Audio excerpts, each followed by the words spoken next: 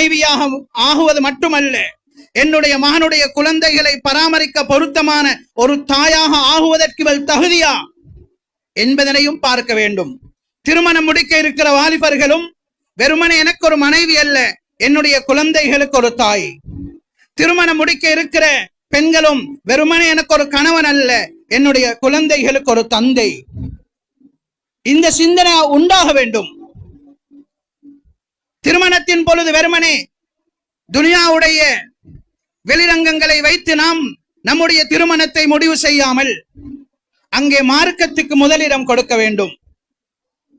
தொழுகையுள்ள, குர்ஆன் திலாவத்துள்ள, தஹஜ்ஜுத் தொழக்கூடிய, ஹராம் ஹலால் பேணக்கூடிய, நற்பண்புகள் உள்ள, நல்ல முறையில் குடும்பங்களை சேர்ந்து நடக்கக்கூடிய, அல்லாஹுடைய அச்சமுள்ள ஒரு கணவன், ஒரு மனைவி இப்படி சமூகத்தில் தேடப்பட வேண்டும்.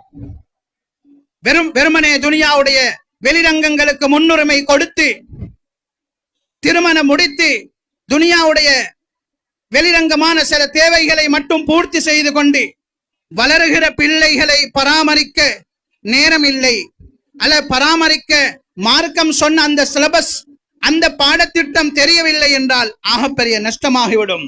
அது சமூகத்துடைய சீரழிவுக்கும் சமூக வீழ்ச்சிக்கும் அது அடிப்படை காரணமாக மாறிவிடும். இது மிக நீளமாக பேச வேண்டிய விடயம். ஆனாலும் அன்புக்குரியவர்களே, பிள்ளைகளுக்கு அழகான பெற்றோர்கள் அமைவது, விசேஷமாக தாயுடைய தீன் பிள்ளைகளுடைய விடயத்திலே மிகவும் வரவேற்கத்தக்கது, மிகவும் அது எதிர்பார்க்கப்பட வேண்டியது. மூத்த உலமாக்களுடைய ஒரு வார்த்தை இருக்கிறது, வாப்ப நபியாக அல்லது நபி போன்று இருந்தாலும் தாயுடத்தில தீன் இல்லண்டா பிள்ளைகள் ஒரு நாளும் முன்னேற மாட்டார்கள், பிள்ளைகள் ஒரு நாளும் நல்லவர்களாக ஆக முடியாது. பிள்ளைகளுடன் கூடிய நேரங்களை கொடுத்து பிள்ளைகளை பராமரிப்பவள் தாய்.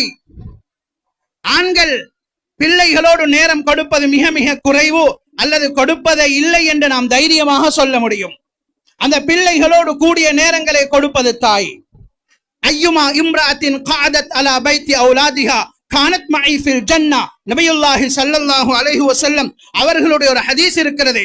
சொன்னார்கள் ஸல்லல்லாஹு அலைஹி வஸல்லம், எந்த தாய் தன்னுடைய பிள்ளைகளை பராமரிப்பதற்காக வீட்டிலே உட்கார்ந்து அந்த பிள்ளைகளுடைய தர்பியத்தையும் அவர்களுடைய அந்த தக்குவாவையும் அவர்களுடைய அமலையும் அவர்களுடைய ஒழுக்கத்தையும் பார்ப்பதற்காக வீட்டுக்கு நேரம் கொடுத்து தாய் உட்கார்ந்து இருக்கிறாளோ அவள் என்னுடன் சுவர்க்கத்தில் இருப்பாள் என்றார்கள் நபியுல்லாஹி ஸல்லல்லாஹு அலைஹி வஸல்லம். அந்த அளவுக்கு அந்தஸ்தை, மரியாதையை மார்க்கம் தாய்மார்களுக்கு கொடுத்திருக்கிறது. அதனால் தான் தாயுடைய காலடியிலே ஒவ்வொருவருடைய சுவர்க்கம் இருக்கிறதாக சொன்ன நம்முடைய மார்க்கம் இந்த அர்த்தத்திலே தான். அல்லாஹுடைய நல்லடியார்களே, நாம் பிள்ளைகளுக்கு வைக்கக்கூடிய பெயர்களும் அந்த பிள்ளைகளுடைய எதிர்காலத்தை தீர்மானிக்கும். நாம் வாழக்கூடிய காலம் பிள்ளைகளுக்கு பெயர்களை எப்படி தேடுகிறோம் என்றால், ஊர்ல உலகத்தில குடும்பத்தில் இல்லாத பெயராக இருக்கணும். அர்த்தங்களை, அதனுடைய உள் அர்த்தங்களை பார்ப்பது கிடையாது. அது அழகாக இருக்க வேண்டும், சுருக்கமாக இருக்க வேண்டும், அல்லது நீளமாக இருக்க வேண்டும், யாரும் வைக்காத பெயராக இருக்க வேண்டும் என்ற பல நிபந்தனைகளோடு நாம் பிள்ளைகளுடைய பெயர்களை தேடுகிறோம். ஒரு சமயம் அது பொருத்தமான நல்ல அர்த்தம் உள்ளதாக இருந்தாலும் பல சமயங்களில் சிலருடைய பெயர்களை நாம் கேட்டால் பாவம், பரிதாபம். அந்த பெயருடைய அர்த்தத்தை பார்த்தால் அது பொல்லாத, அவருக்கு தீங்கு விளைவிக்கக்கூடிய, அவருடைய எதிர்கால முன்னேற்றத்துக்கு உலை வைக்கக்கூடிய அர்த்தம் அந்த பெயரிலே தங்கி இருக்கிறது. நாம் சில பெயர்களை சொல்லி அர்த்தத்தை சொல்லி காட்டலாம். அப்படிப்பட்ட பெயருடையவர்கள் இருந்தால் ஆத்திரப்படுவார்கள் என்பதனால் அந்த பெயர்களை நான் சொல்ல மாட்டேன். சில பெயர்கள் வெளிரங்கத்திலே அழகாக இருக்கிறது, ஆனால் அந்த பெயருக்குள் அவர் ஒரு நோயாளி, அவர் அரக்கன், அதாவது அவர் பார்வை அற்றவர், அவர் பலகீனமானவரே, அவர் உற்சாகமற்றவரே, அவர் ஒரு மற்றவர்களுக்கு தீங்கு செய்யக்கூடியவரே, மற்றவர்களிடத்திலே இவரிடத்திலே நலவை எதிர்பார்க்க முடியாதவர் போன்ற உள் அர்த்தங்களை பார்த்தால் ஆச்சரியமான பயங்கரமான அர்த்தங்கள் அந்த பெயருக்குள்ளே இருக்கிறது. அல்லாஹ்வின் நல்லடியார்களே, நபியுல்லாஹி ஸல்லல்லாஹு அலைஹி வஸல்லம் அவர்கள் கூட தன்னுடைய ஜீவிய காலத்திலே சில பெயர்களை கேட்டார்கள். அதை அவர் சஹாபாக்கள் இஸ்லாத்துக்கு வருவதற்கு முன்னால் உள்ள பெயர்களை அப்படியே வைத்து விட்டார்கள். அதிலே எதெல்லாம் அர்த்தம் பிழையானதாக தவறானதாக இருந்ததோ ஸல்லல்லாஹு அலைஹி வஸல்லம் அந்த பெயர்களை மாற்றி இருக்கிறார்கள். இன்னக்கும் துதஊன யௌமல் கியாமத்தி பி அஸ்மாஇக்கும் வ அஸ்மாஇ ஆபாஇக்கும் ஃபஅஹ்ஸினு அஸ்மாஅக்கும். கியாமத்துடைய நாளையில் நீங்கள் உங்களுடைய தந்தைமார்களுடைய பெயர்களை சொல்லித்தான் அழைக்கப்படுவீர்கள். அதனால் உலகத்தில் நல்ல பெயரை வச்சுக்கொண்டு அல்லாஹ்வை சந்திங்க, நல்ல பெயரோடு அல்லாஹ்விடத்துல போங்க. அஹப்புல் அஸ்மா இலல்லாஹி அப்துல்லா வ அப்துர் ரஹ்மான். அல்லாஹ்வுக்கு விருப்பமான பெயர்கள் தான் அப்துல்லா, அப்துர் ரஹ்மான், முஹம்மது, அஹ்மத் என்கிற பெயர்கள்.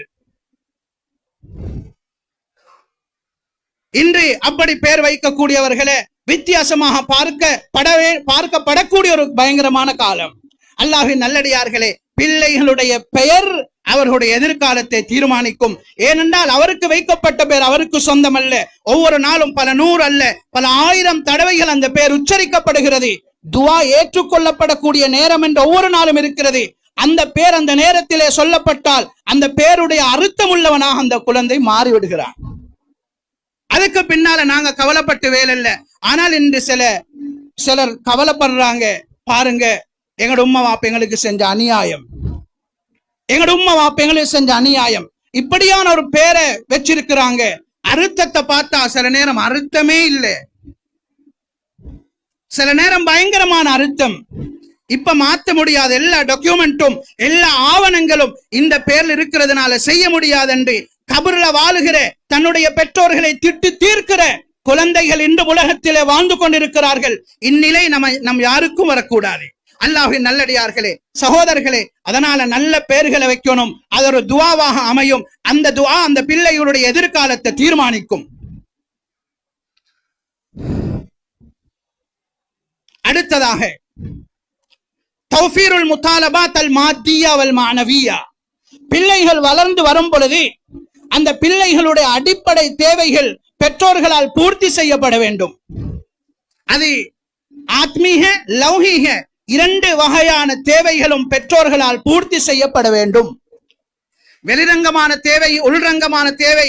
ஆத்மீக தேவை என்பது அந்த பிள்ளைகளுடைய அடிப்படை கொள்கை, அந்த பிள்ளையுடைய இறை நம்பிக்கை, அந்த பிள்ளை இபாதத்தில் உள்ள ஆசை, அந்த பிள்ளைகளை சுன்னத்தான அடிப்படையிலே வளர்ப்பது, மார்க்கத்துடைய அடிப்படையிலே வளர்ப்பது போன்ற விடயங்களுக்கு முன்னுரிமை கொடுத்து அதற்குரிய அவகாசங்கள் அந்த பிள்ளைகளுக்கு கொடுத்து வளர்க்க வேண்டும். புள்ளட ஈமான பார்க்கணும், புள்ளட அகீதாவை கொள்கையை பார்க்கணும்.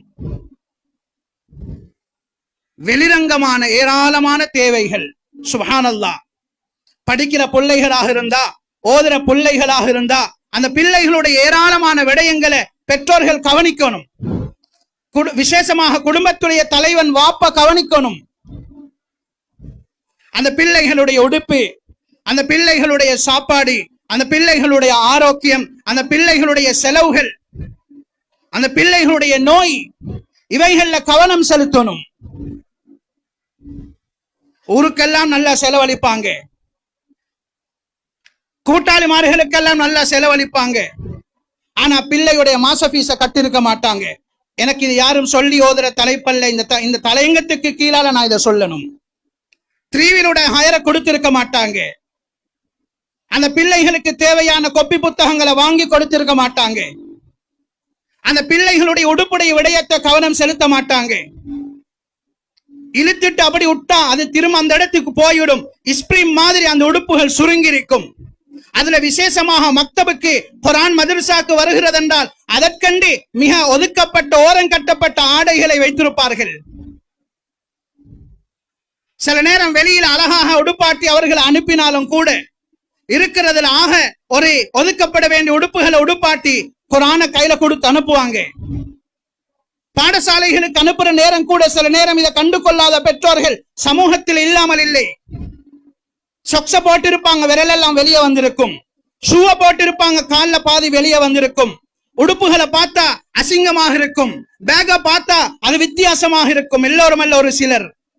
இப்ப சக நண்பர்கள் இந்த பிள்ளைகளை ஏளனம் செய்வார்கள், கேலி செய்வார்கள். பிஞ்சு உள்ளம், பால் மனது, இந்த நண்பர்களால் அவர்கள் ஏளனம் செய்யப்படும் பொழுது, கேலி செய்யப்படும் பொழுது, சில நேரம் வகுப்புகளிலே ஒதுக்கி வைக்கப்படும் பொழுது அந்த பிள்ளையுடைய உள்ளத்துல வரக்கூடிய தாக்கமும் ஆத்திரமும் அவனுடைய எதிர்கால முன்னேற்றத்துக்கு அது தடையாக அமையும் என்பதை நாங்க விளங்கிக் கொள்ளணும். நாங்க சில நேரம் கணக்கெடுக்க மாட்டோம். நண்பர்கள் சும்மா இருக்க மாட்டாங்க. அதே வயதில்